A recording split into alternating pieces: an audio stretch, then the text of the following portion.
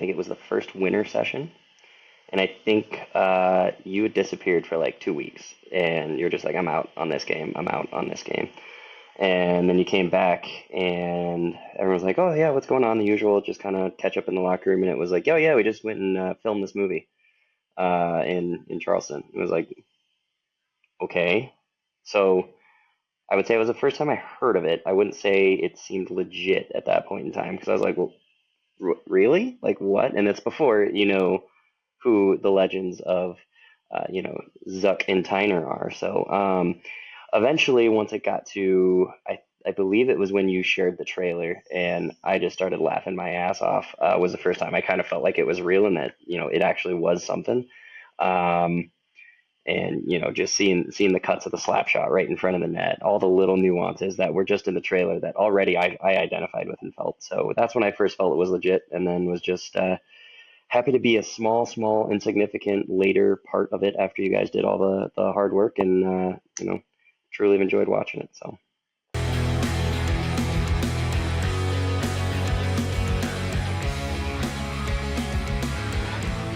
So, you having fun yet? Beau, thanks for joining us this week on the Late Game Podcast. fellas, how we doing? See that Tyner's probably rocking about the coolest mustache I've ever seen.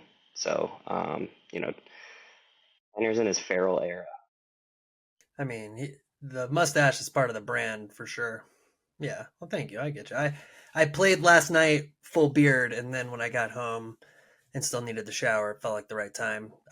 I got a new beard trimmer, so I tried it out and botched it. So I always go either full beard or mustache. There's no middle ground for me. I should I should just shave everything but the gray chin. So I don't know. Anyway, I love the salt and pepper bow. I'm a big fan. Really ages you because you have that childish boy look when you are fully shaven. and not to mention I act like I'm five, so it really catches people off guard. Youthful exuberance. Well, you are our beer league liaison for the late game. We have a few different titles for you. I know one of them is like 10 words long. Um, beer league ambassador. Like, what do you? I mean, I'm sure like you have an email that has the full 10 name on the bottom. Yeah, I'm actually pulling up my title right now. Uh, Vice President of Beer League Relations and Outreach Maximization. So we try to add as many words as possible to make me as important as possible. And so far, I've been really leveraging that in personal connections. So It works, baby. I'm sure it's on your LinkedIn by now. Um, and how's that going? How do you think the beer leagues are receiving the late game? there's something about the late game that like beer leagues are a complex but simple, weird world where everyone's there for a different reason. But I think what is so great about the late game is it encapsulates all of those little complexities and different types of people who are coming together. So it definitely resonates. And if you're a beer leaguer and you don't take anything away from the film, I think you're lying to yourself. So it's definitely resonated. I've chatted with some influencer bros out there that are already creating their own content and stuff around their beer league games. So I think merging that with our beer league ambassador program, little things like that, it all just fits together. Yeah, love it. And excited to dig in more on those efforts and your hockey background. But in the meantime, I want to do kind of just a rundown of what we've been up to lately. We didn't do an episode for a week. It was our week of 4th of July. We're like a week back in terms of when we publish. And since then, Tyler and I and Sean were at the draft, the NHL draft in Vegas. And, Sean there in various capacities covering, as a journalist, as well as helping us promote the late game, networking, etc. Tyler and I had a great time attending the draft, talked to tons of people about the late game. And Tyler actually touched Macklin Celebrini. We were in the Venetian Casino hanging out after the draft and like talking to random hockey fans, people in their jerseys. And, over the corner of my shoulder, I kind of was like, oh, there's a Celebrini jersey. I was like, oh, man, that little kid must have already had gotten a Celebrini jersey. And then I just kind of looked a little closer. I was like, oh, shit, that's him. And Tyler and I were like, oh God, what do we do? And Tyler's like, well, we got to say something. I'm like, I don't know. He's like, no, we'll just make it like we're walking by. And so he walks by him. He goes, congrats. And like nothing, he doesn't notice him. And so he taps him twice on the shoulder.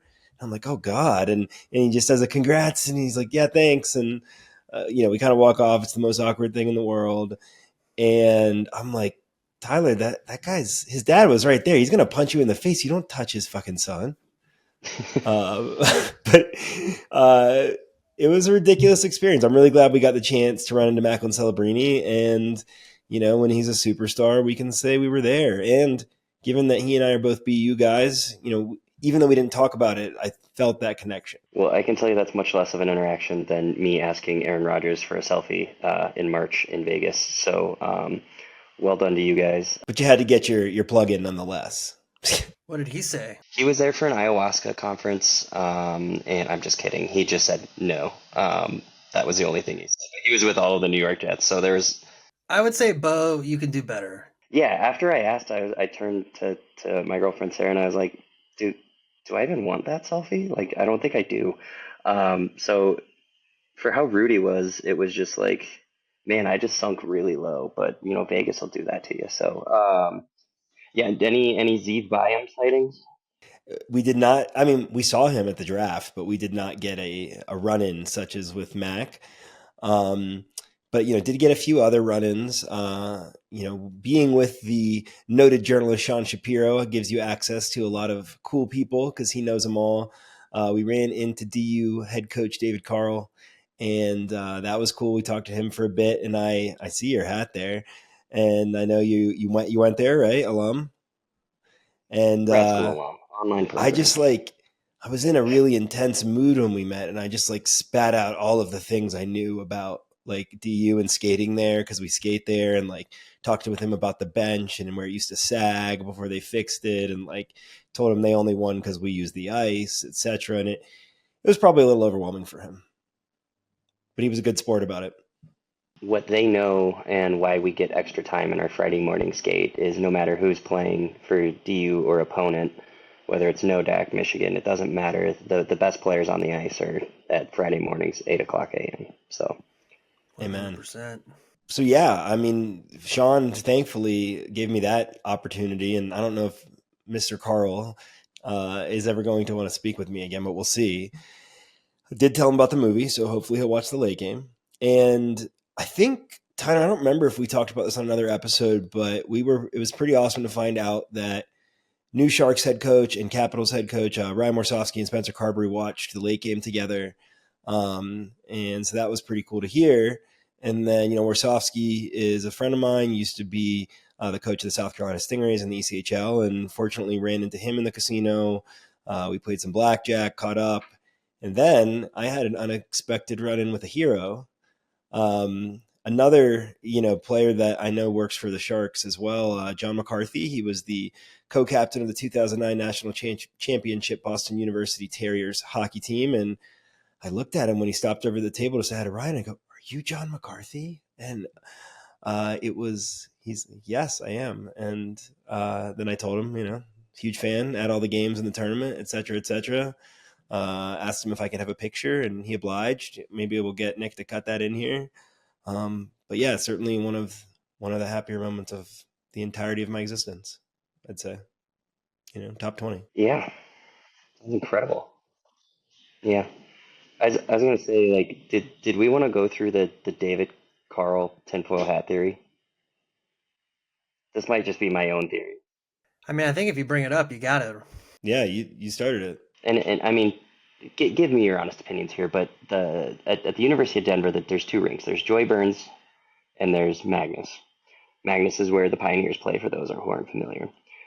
But between the three of us, do you guys think the ice is consistently better on Joy? Probably.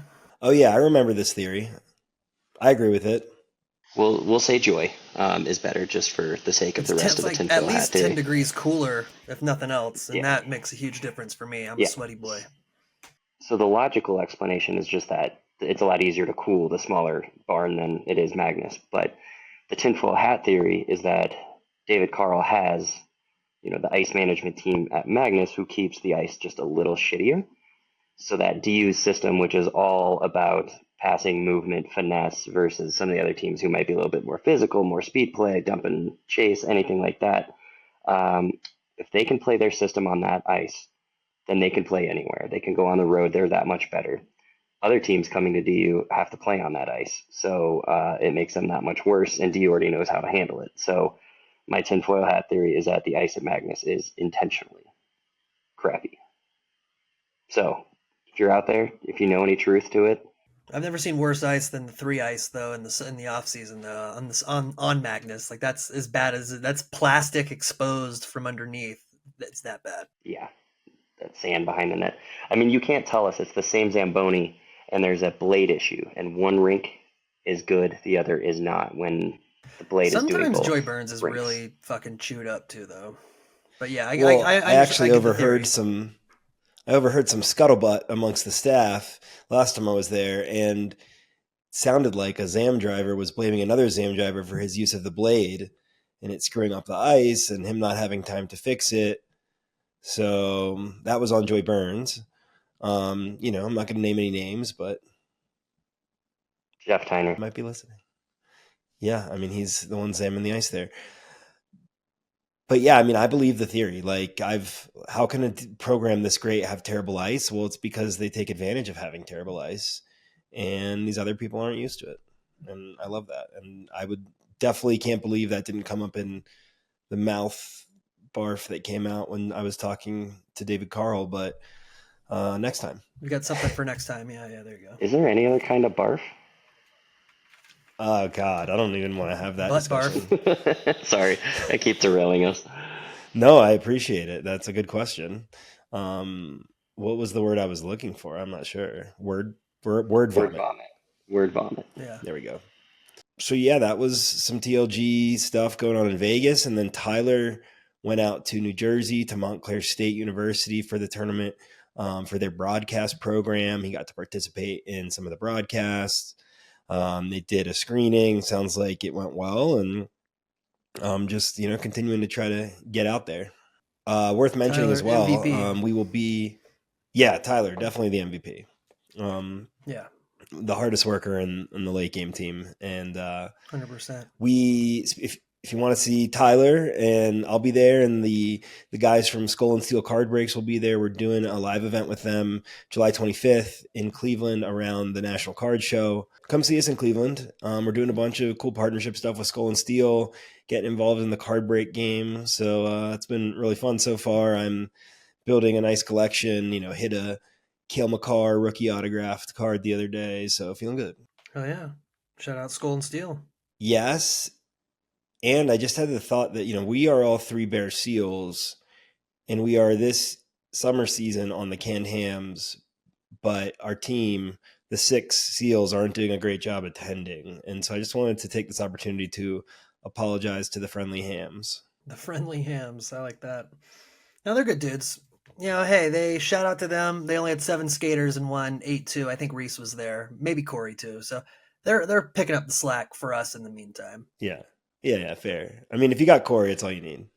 But dude, 8-2 with 7 skaters, that's pretty badass. So shout out to them.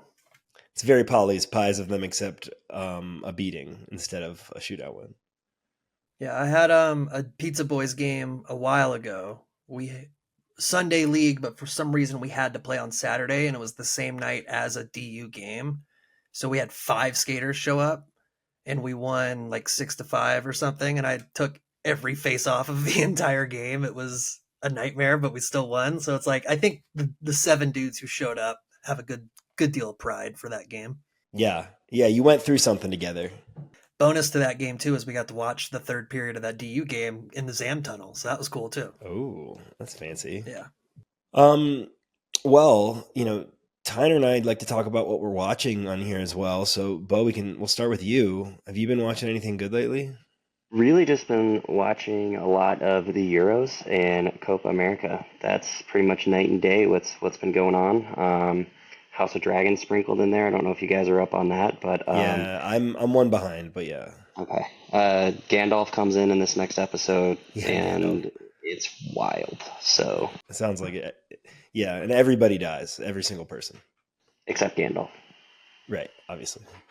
But what were the first two things you said? I don't think I've heard of those. So Soccer it's the stuff, UEFA. right? Yeah, yeah, it's the Soccer? UEFA. Yeah, We're not soccer boys. Will you tell us what's going on? I heard, You're isn't such this a Copa cultured man thing of the like a world. South American tournament that they're playing here or something? yeah. So it's CONMEBOL and CONCACAF, which are the two governing bodies of South American and North American and Central American and all the islands soccer. So it's a amalgamation of both of those organizations into one tournament. The United States did shit themselves as expected, so they were out in the group stage. So was Mexico, and it's basically like you watch the Euros during the day, which is very high level of football or soccer being played, and then you watch the Copas at night, which is like take a high level of football and add in just a flair for the dramatic, and it's pretty wonderful. So both those tournaments are semifinal stage. Spain just beat France today, so yeah. Our friends up north are playing Argentina tonight, so we'll see how that goes. Would much rather Canada than Argentina win. So Well, good luck to the football boys and girls. No, this is just a guys tournament. just guys, yeah. Well, good luck to them. On House of Dragon, though, having only watched a couple episodes of the season, I feel like it is still up to par with last season thus far. But I would still say it would be like if Bogey was par. I'm not as fond of House of Dragons as anything Game of Thrones, really. It's just It's like a Game of Thrones minus in terms of vibe and goodness. It's like a season 6 or 7 Game of Thrones. Ooh, what have I been watching? Megan and I, we went to theaters. We saw the new Quiet Place movie over the weekend, a 9:30 a.m. showing. That's how old we are. It was awesome. Movie was great. Joey Quinn from Stranger Things. I loved him on Stranger Things, and he's one of the main two people in the movie. The other being Lupita. I don't know her last name. Who does he play in Stranger Things? In the most recent season, he's like the fucking weird kid with long hair that everyone thinks is a freak, but he's like the sweetest guy in the world, and he embodies a lot of those things in the movie. It was really really well done. The trailers made it seem like it was going to be like this huge budget treat. What made the first two so good on top of John Krasinski's directing was that they were small stories and executable ideas. They small, you get taste of the world, but the trailers made me think this was going to be like the Independence Day kind of like huge budget. You get to see a whole city get destroyed, and there were hints of it, but it kept the heart of the first two movies, which is just you're just kind of staying with one group the whole time, and I really liked it. It was really well done. We're gonna also go see The Bike Riders with Tom Hardy, Austin Butler, but that fell through. We got a little busy, so I hope to see that this week. Pretty stoked on that. And then we've been rewatching a bunch of random shit. Just haven't really been locked into anything. We wrapped up. We watched Vice Principals in like 4 days. We'd already seen it. It just goes down so fucking smooth. Man, I ruined it for Megan because I assumed she remembered how it ended. So like, I really spoiled some stuff for her, and I was like, oh man, I feel like a jerk. But I was like, we did watch it together, so like, it's not as bad as the spoiler goes. But yeah. So then naturally we've jumped into Gemstones, but not really watching a ton of new stuff right now. But yeah, new Quiet Place movie was great. So I keep thinking every time I see any of the trailers or just anything from any of the three Quiet Place movies, and you guys know me fairly well. I think I'd probably won't be one of the first people dead. There's just Oh no yeah, way I would be able to and I stay would quiet. want to be. I mean, Honestly, I would yeah, want to be one of the first to go too. Like, this is not fun. Like, just take me quick. I'm done. Let's move on. yeah. I don't know anything about them other than that they're quiet and John Krasinski's involved. Yeah. I mean, it's a Tyner, fun it's a fun twist. Yeah. What's up? what would you yell for them to take you out? Or like what noise would you want to make? Like maybe a snapper? So basically, I'm saying like, pretty nasty backhand.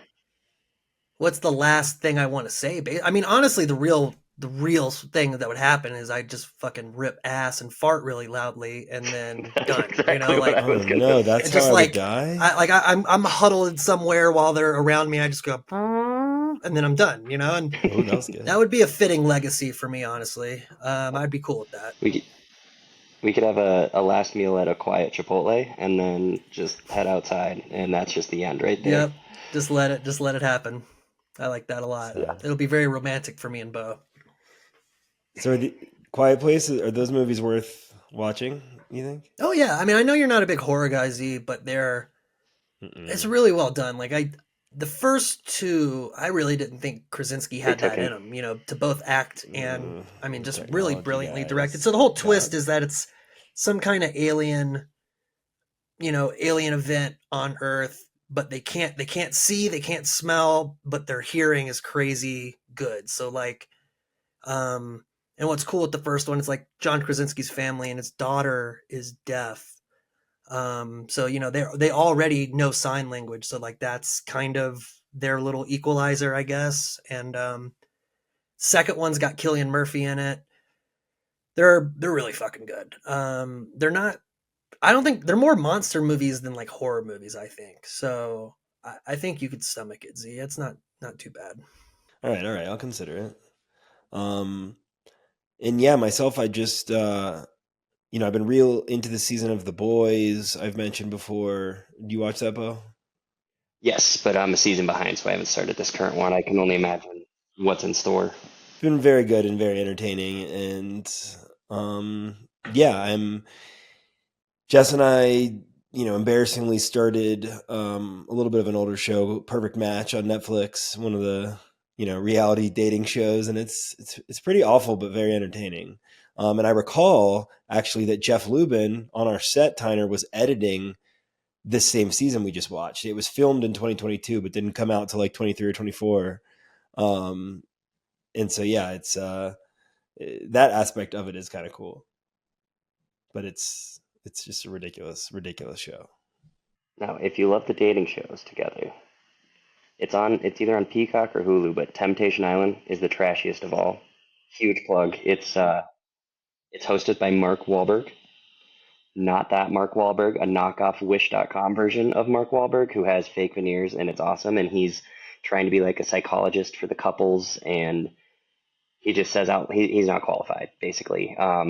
Two couples or four couples, they split up going to opposite houses. Each house has very attractive singles, and then they manipulate them to try and get them to cheat, and all hell breaks loose. It's terribly wonderful. So um, Speaking of Mark Wahlberg, the real one, for How Did This Get Made, I watched The Happening, which I had never seen, and Mark Wahlberg plays a science teacher, a high school science teacher, and it's as an amazing movie, wonder tour de force performance. So that was a fun one too. Just while we're on the Mark Wahlberg topic. Yeah, gotta check that out. This episode is brought to you by BetterHelp. I know I personally struggle with comparing myself to others, especially in the social media world. Therapy can help you focus on what you want instead of what others have, so you can start living your best life. Therapy has been tremendously beneficial to me, and I think it can help most people, traumatized or not, be the best versions of themselves. If you're thinking of starting therapy, give BetterHelp a try. It's entirely online, designed to be convenient, flexible, and suited to your schedule. Just fill out a brief questionnaire to get matched with a licensed therapist and switch therapists anytime for no additional charge. Stop comparing and start focusing with BetterHelp. Visit betterhelp.com/THPN today to get 10% off your first month. That's BetterHelp, HELP.com/THPN. All right. Well, sounds like there's some good stuff going on. Bo, while we have you, I'm curious, when did you first hear about the late game? Like, when did it really register that it might be a somewhat real movie, etc.? first time I heard about it was we were on the Bear Seals. I think it was the first winter session, and I think you had disappeared for like 2 weeks, and you're just like, I'm out on this game. I'm out on this game.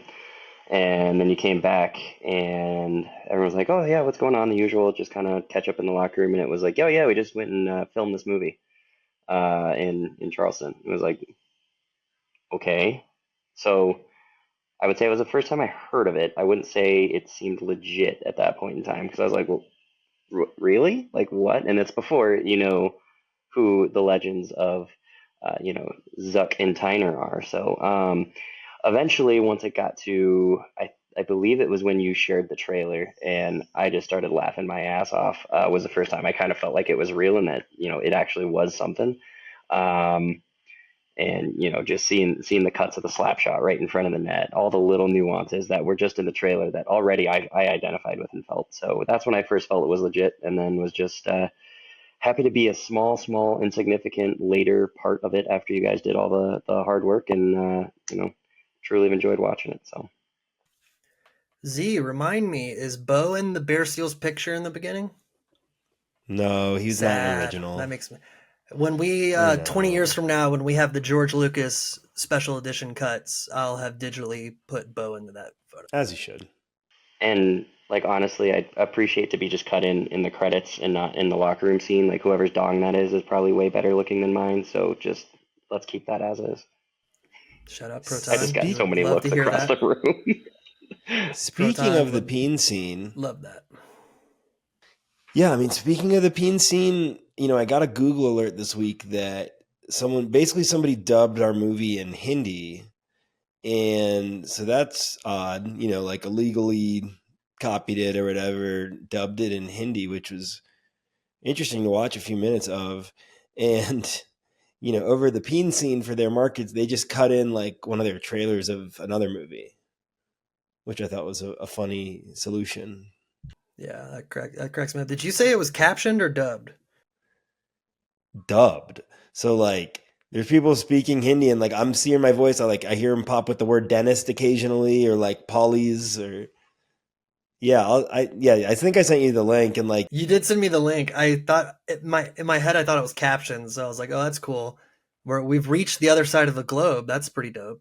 that means somebody like spent the time to like do all of this, and that's really interesting. I mean, Is it one voice that does it all, or are there like voice actors for everybody? it seems like one voice slightly varied is what I'm pulling. So it's definitely like I hope Kevin's voice is like that person just doing like a dumb high pitched voice for Kevin or something. I would love that so much.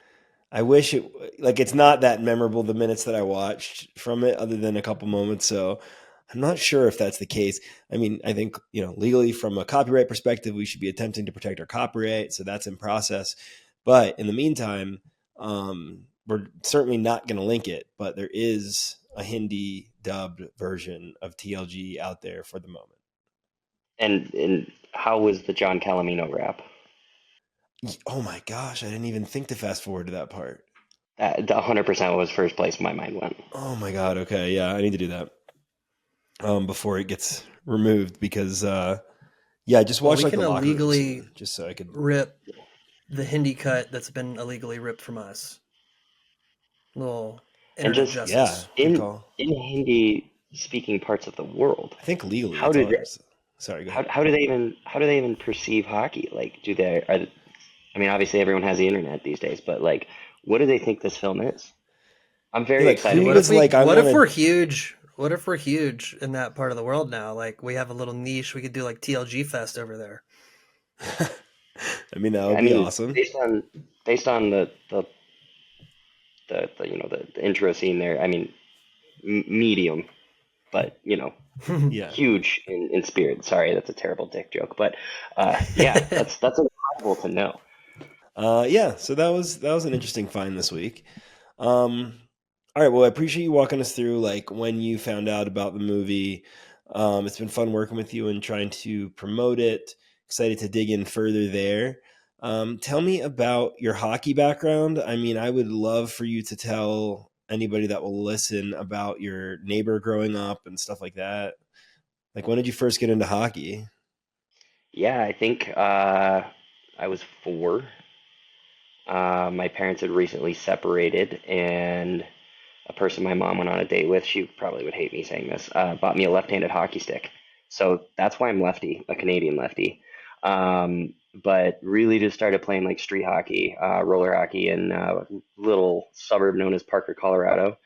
And eventually from there, the leagues were huge. There was three rinks going all weekend long. It was kind of like when the Avs came to town and things really, really took off, where if you weren't playing hockey, you were the weird kid. So from there, started playing in-house just at the local rink. Shout out Family Sports. And, I was very grateful. I never thought I'd ever play ice hockey. That was like a dream of mine as a kid.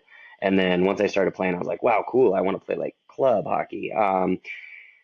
Was pretty much an in-house rat my entire ice hockey career in my adolescence, to where I did get invited to one like double A tryout and tried out, and then I softly broke that to my parents of like, hey, yeah, like this is gonna happen, and they're like, we're not gonna pay for this. So, respect for them for setting a boundary and not committing to traveling every weekend and doing all that. And also I was very small, like freshman year of high school, I was 5 foot nothing, 90 pounds. So the moving up, USA Hockey redid their age levels. I moved into Bantam after 1 year in, they don't call it that anymore, but it is a derogatory term, and 1 year in Pee Wee. So I only had, 2 years of, excuse me, Pee Wee and Bantam before moving up into the word you don't say anymore. So I was getting my clock cleaned regularly. You guys know my style a little bit, try to hold on to the puck probably a little too long and play make. So a few concussion stories later, quit ice, and I had been playing inline pretty much the entire time too. So played inline for Chaparral High School, and played that all 4 years. Had the same line mate all 4 years. So shout out Chase Yeager. And from there, went to the University of Kansas, where I went out there and people like hockey. So I took a 14-year break until I started playing for the Bear Seals. So Hell yeah. That's wild. You got a team, roller hockey team, like a high school roller hockey team. That's dope. it's wild in Colorado, especially around the Denver area. It wasn't just each school had a varsity. It was like 5A and 4A schools, which are our two largest divisions here, all had a team, and especially 5A had a varsity, possibly a varsity two, a JV, and a JV two, possibly two JV2 teams. Like it was wildly competitive and wildly, there were so many teams, and now it was an organization, Chasa, however you want to enunciate it. I don't want to. But it doesn't even exist anymore, so all my stats are deleted, which is, you try to show off and put on the wall. But yeah, um, it's wild how much that aspect has shrank. But I think what I appreciate is just kind of the beer league community that exists now. There's what, 8 or 9 rinks around Denver, and kind of know somebody who plays at one or the other, multiple, and it is a pretty fairly awesome community that still exists. So. Well, I'll say this, Bo, you would have hated some earlier drafts of the late game because Kevin was a roller hockey player and everyone dunked on him the whole time for like being an inline loser. So we ended up rejiggering some things, and that's cool though. That's awesome. I did a little bit. I grew up, that's like my mom was a college tennis player, so we had a tennis court at my house that when I was like 6 or 7, the nets just came down, and because she used to give tennis lessons, but then just like the nets came down, we just made it like everyone in my rural South Carolina town had roller hockey stuff. So like we would play there all the time. So I grew up an hour from the rink I grew up playing at, so that was where I cut my teeth. It was mostly inline stuff. It was fun, and then I remember trying to play when I was like 18 and just instinctually trying that hockey stop and almost breaking my ankles. And I was like, I don't want to do this anymore because like it's dangerous. Like I'm enough of a calamitous, injury prone person in all other walks of life, so I kind of had to give it up. No, I mean the first inline try I had was for high school, and I've been playing ice my whole life and just kind of outdoor roller hockey. And that inline stop is, you got to be committed, but you got to have your weight right, as far as your balance. And I went to go do it, and let's just say I sent myself through the air fairly far. So it was a good laugh for everybody else. But yeah, I mean, kind of the same thing, Tyner, where everyone in our little neighborhood down south of Denver here, pretty much every weekend, sometimes days after school too, everyone just put on their skates and went and played. We had a couple houses where we gathered again, Shout out Chase and his twin Taylor Yeager. Their house was one of the headquarters for where we always played, or even if it was just the three of us, just putting Taylor in goal and trying 2-on-1s or playing 1-on-1, whatever it was. Um, and I think a big thing from my adolescence, and Zucky mentioned this earlier, was who I grew up next to. So second grade, Avs come to town, trade for Patrick Waugh. Who comes into our second grade class is Jonathan Waugh. So Jonathan Waugh lived basically kind of two houses away if you're drawing a straight line, and spent a significant time over at their house. Sleepovers, all that shenanigans. I can tell you, as intense as Patrick Waugh is, in probably every aspect of his life, he was always super kind to the kids. Couldn't have been nicer. Obviously, some intense hockey moments there, but I think one of my favorite moments was going to my elementary school had a track system, so it was 9 weeks on, 3 weeks off, and the rink I played at had hockey camps for off-track kids.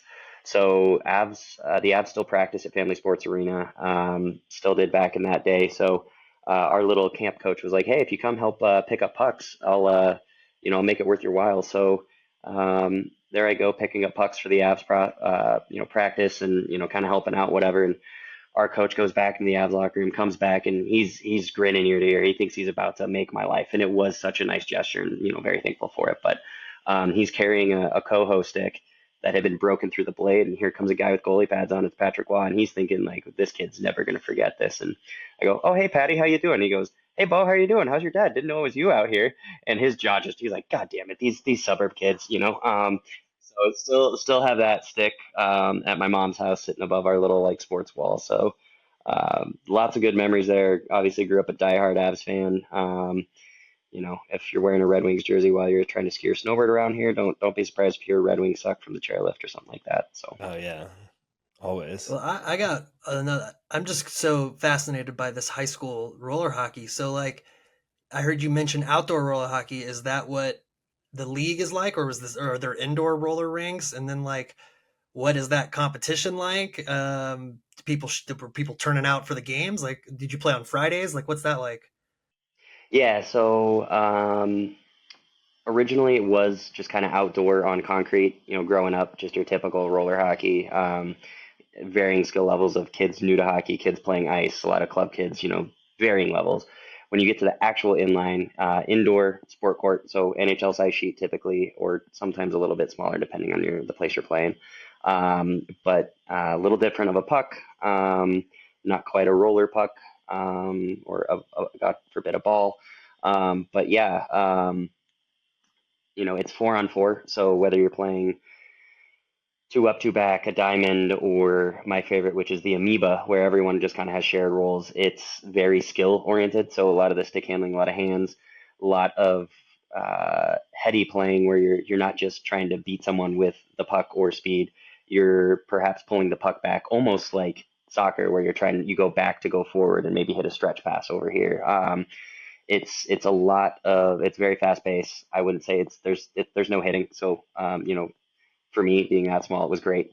And as far as the game atmosphere goes, we'd have practice once a week. I can't believe I was 16 years old driving across Metro Denver, almost to Colorado Springs. Thank you, parents, for letting me do that. But games would be on Saturday, and I'd probably say you could have anywhere from 5 people in attendance to 50. It just depended on the game where it was. Mostly parents. Nothing too crazy like that. But I think once you got into the playoffs, it definitely ramped up in intensity and a lot more people. So Bet the action on the ice with DraftKings Sportsbook. Lines and odds are available on the DraftKings Sportsbook app.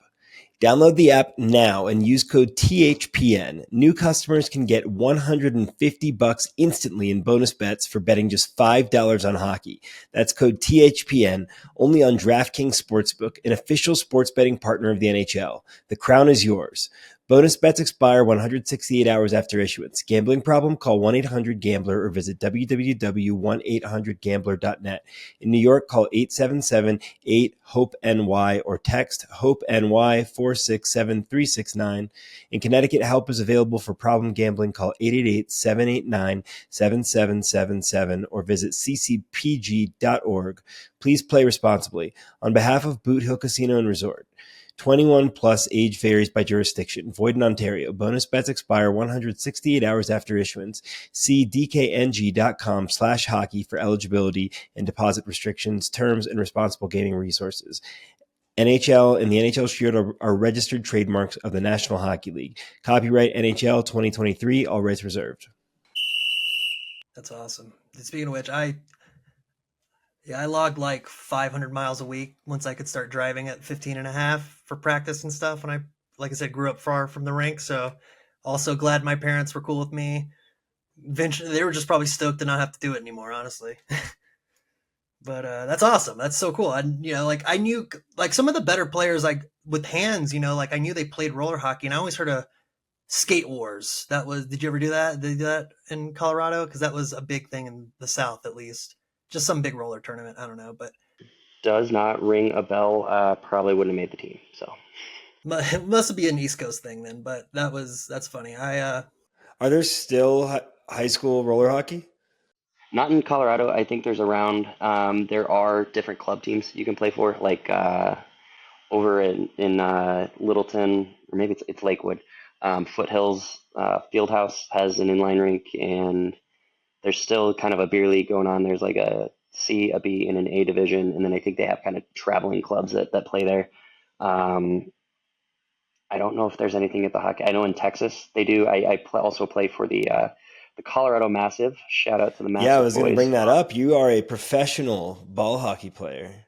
Let's hear it. And we're using professional in the loosest sense, but we play in the Texas Tier 3 NBHL division. So if you're interested, I will be flying to Dallas this Friday, July 13th. Don't know when this will be released, but we have our last two league games and then playoffs start. So if we come home with the league, we go on to nationals. If not, then it's back home. But ball hockey, same concept, inline rink with sport court. Introduce that God forbidden ball, and you're running around on foot with gloves, helmet, and whatever other pads you want to put on. Typically, yeah, you look kind of silly. Yeah, it does. It's kind of silly, No but very awesome group of guys. It's one of the unique things, and kind of what I love about the Bear Seals is egos kind of go out the door, and we're all just out there together as one. Where some beer league teams I've been on, there's a player or two who wants all the glory, won't pass this and that. The NBHL guys, the Colorado Massive, are all a cohesive unit. We don't care about stats. We don't care about who does anything, and we really just go out there and lay it on the line for each other. I need to back check more, so thanks Tyler for that one. Tyler Brubeck, if we're looking for names. But yeah, down in Texas where we play at that rink, there is a massive college inline hockey league. I mean, like the North Texas University Green Eagles or whatever the hell their name is seem to be very good. There's like Mean Green, thank you. Do you know anything about college sports? I don't think you do. Just kidding. He knows everything. There's a ton of schools down there that are playing a lot of it. So I don't know if it's just more access to actual ice, and inline rinks are easier to cool down there in the heat or something, but a lot more inline presence down south. And I don't know why we're in the Texas division for ball hockey. So here we are. Interesting. I got to play what I guess we called it floor hockey, but it sounds like ball hockey in college for intramurals. That was fun, although exhausting with the running. Did inline, in the driveway as a kid a ton. And then, kind of like Tyner, like once I went ice, I tried roller a couple more times and was like, nah, I can't do this now that I'm used to ice. Yeah, I remember a kid in South Carolina, shout out Josh Wall. That's a name I haven't thought of in a while. Dude was so fucking good. And I think it's just like, I feel like that was a big carryover in the South. It was like the kids who actually had really good hands, there was an inline component to it. And I was like, oh man, that made me want to do it, but I never had fucking hands growing up. I was a little bit of a late bloomer size wise, but then once I hit my growth spurt at 15, and I still remember I played 18 and under as a 15-year-old, and I still remember like because I was when I was a small kid in Pee Wee's, like I'd get the shit rocked out of me, and then once the script flipped, and then I still remember like the first guy I hit where they had to stop the game because he was hurt, and it just I got such a fucking rush from it, and then like that's where all like me and Zucker played together our senior year of high school, and he being the good captain, would always try to be like me and my buddy Frosty. We were the only two football players who played hockey in the South, like in Charleston.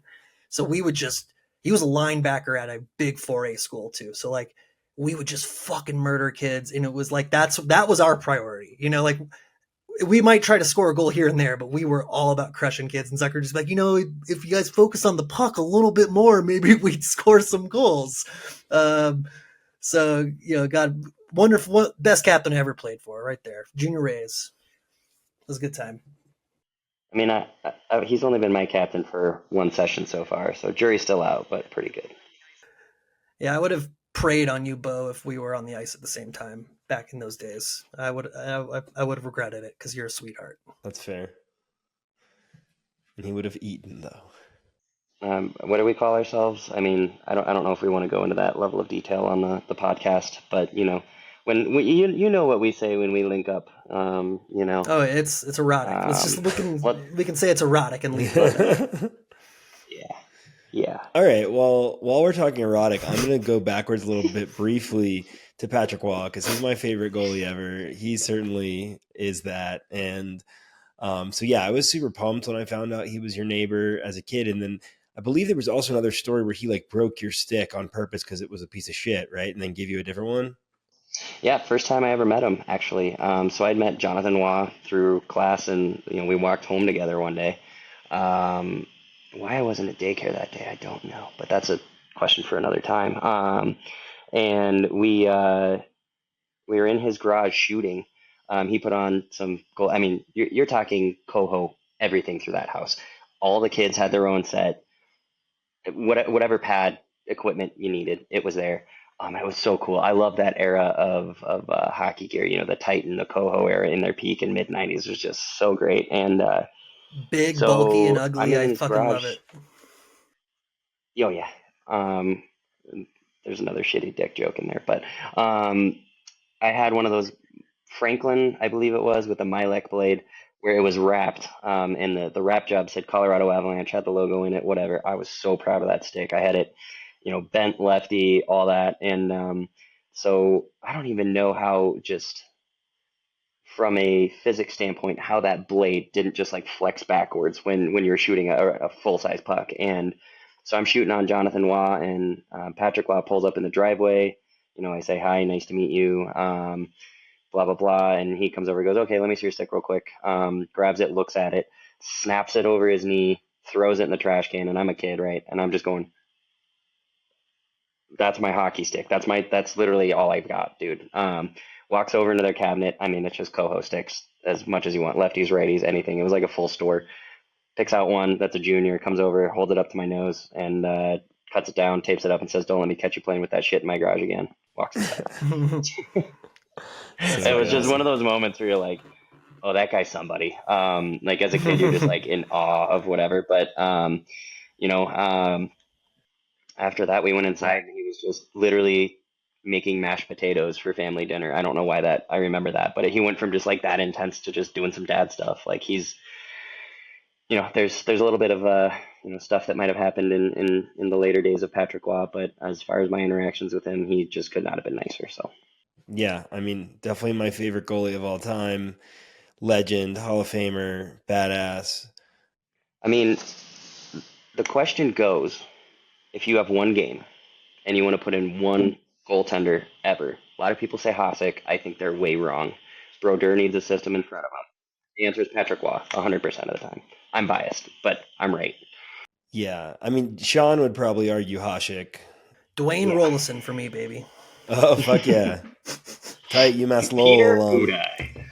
That was just Oh, the Bodog. most random I could think of. Well, Patty Waugh, if you're listening when you're not coaching the Islanders, you can come hang with us. Yeah, if you want to invite us out, you can snap my stick and give me a new one. That's fine. 70 flex, hyperlight, T92 blade. Thank you. ever since I've learned your Patrick Waugh stories, um, and him seeing you on the ice and be like, Beau, whatever. And now every time like I say your name on the ice, I try to say it like kind of like French Canadian, like Patrick Waugh, but I'm the only one that knows I'm doing it. So I'm like, Beau, Beau. Oh, if you want the worst Patrick Waugh story, I mean, as long as it's one that you're cool to tell. it's at I was at my elementary school. I was in daycare on this day, and we were playing hide and go seek. And we went into the lost and found bin, which when you're thinking about an elementary school, like that's so gross to just be putting on some random elementary school kid clothes. But we were going to ultimately get into the lost and found bin, so we would hide in there. And we put on like hats and stuff. So just like even if we moved a little bit, we'd still look like clothes was our idea.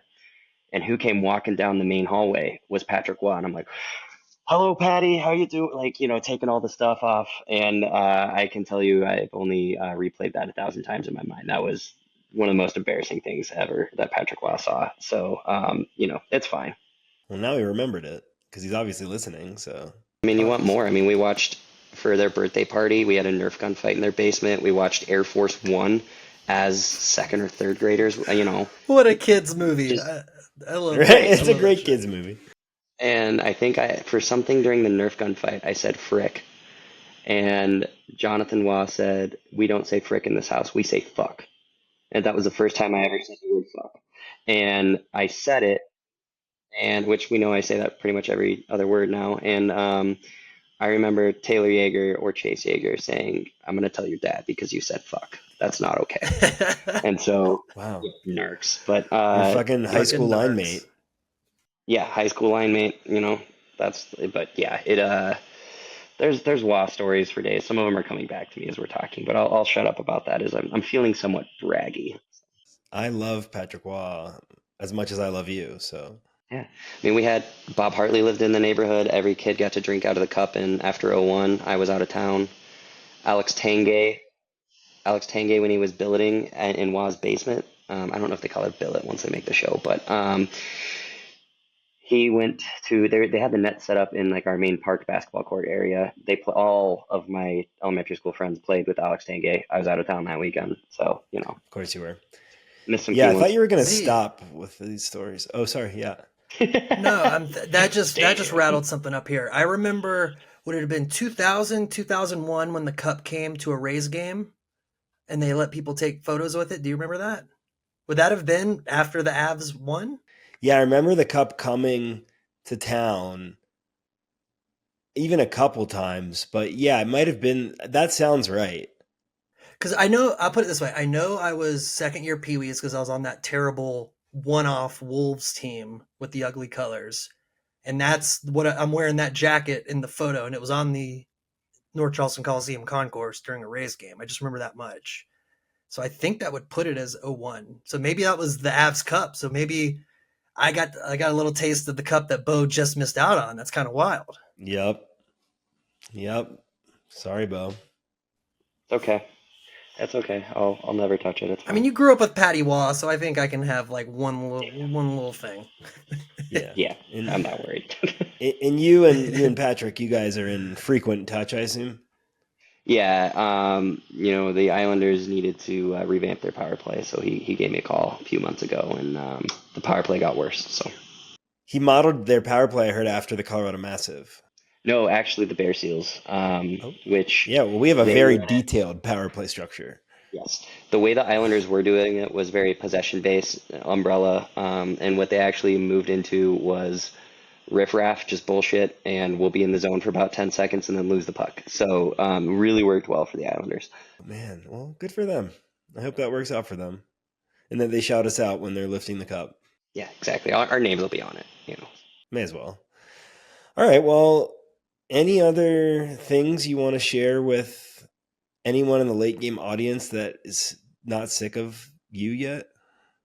Just kidding. Sorry, I didn't mean to treat you like Kevin. It felt right in the moment, but I'm sorry, you're not Kevin. You're actually such a good captain, and I appreciate your leadership. You're always so supportive. But yeah, I think we're out here looking for people who want to be part of the late game. we do a little segment called Beer League Confessionals, and we just kind of talk about what happened during your game. If something cool happened, if something funny happened, whatever. You just want to shit on a teammate, build up a teammate, whatever you want to do. So we're out here looking for people who want to be a late game Beer League ambassador, and just we want to grow the Beer League community in association with the film. So if you're out there looking for us, just send us a note, and our captain will send the details on where to contact us. So we have a Google form. You can reach Beau at hockey@thelategame.com. There it is. Mr. Hockey. Yeah, he's basically Gordie Howe around here. Yeah, we know I get in a fight a game. So. All right, boys. Well, it's been too long since we've all been on the ice together. I've got some travel coming up, but hopefully we will be back to that soon. Yes, we will. So we won't see you on Friday. Yeah, that'll be sad. Me and Beau will pick up the slack. I hope you'll be there, Beau. We going dark or white? We always go dark. We always go dark. Yeah, I just I want stuff to match my gear, and then if I got to go inside out, I'll do it. All right. Well, good luck in life. Yeah, thanks for having me, fellas. Is that our new sign off? Good luck in life. Yeah, good luck in life. Good luck in life. Yeah, that's our new sign off. Yeah, no, we're glad to have you. Yeah, love you, Beau. Love you guys. Talk to you later. Bye.